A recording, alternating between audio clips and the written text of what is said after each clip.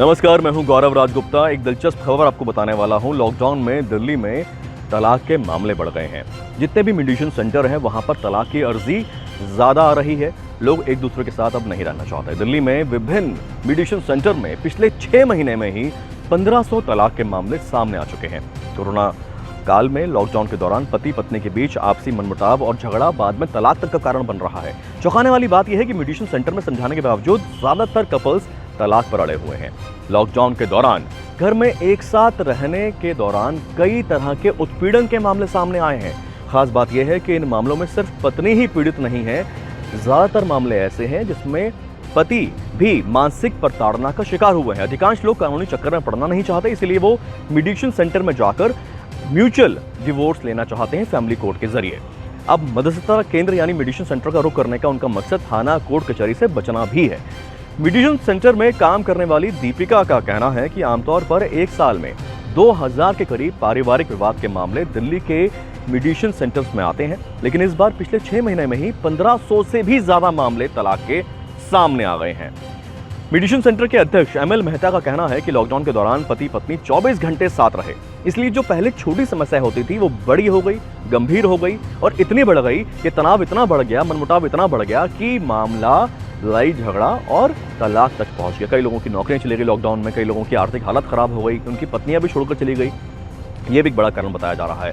Mediation centre पर तलाक पारिवारिक विवाद के मामले तेजी से बढ़ रहे हैं। दिल्ली सरकार के मीडिएशन सेंटर और सुलह केंद्र में 600 मीडिएशन ऑफिसर्स को उजड़ते परिवारों को फिर से एक करने के लिए मोटिवेशन करने के लिए ट्रेनिंग दी जा रही है। पति ने यह कहते हुए तलाक की अर्जी डाली है कि इस आपको बता रहा हूं कि लॉकडाउन में उसकी पत्नी हर समय मोबाइल पर लगी रहती है, सोशल मीडिया पर लगी रहती है और घर का कोई काम नहीं करती। पति ये कह रहा है कि लॉकडाउन लगा हुआ है, मेड आ नहीं रही है, होम हेल्प कोई आ नहीं रही है, सारा काम मुझे करना पड़ता है, बच्चों को तैयार करना पड़ता है, बच्चों को देखभाल करनी पड़ती है, खाना बनाना पड़ता है और घर के तमाम काम मुझे ही करने पड़ते हैं। लेकिन वाइफ को कई बार समझाया लेकिन वो मान नहीं रही है। अब ये मामला तलाक तक पहुंच गया। अधिकारी समझाने की कोशिश इनको कर रहे हैं मीडिएशन सेंटर में, लेकिन दोनों अड़े हुए हैं कि हमें तो तलाक चाहिए। ऐसा ही एक और केस आया। अब पत्नी इस बात पर पति को तलाक देना चाहती है कि उसका पति उसे नॉनवेज नहीं खाने देता।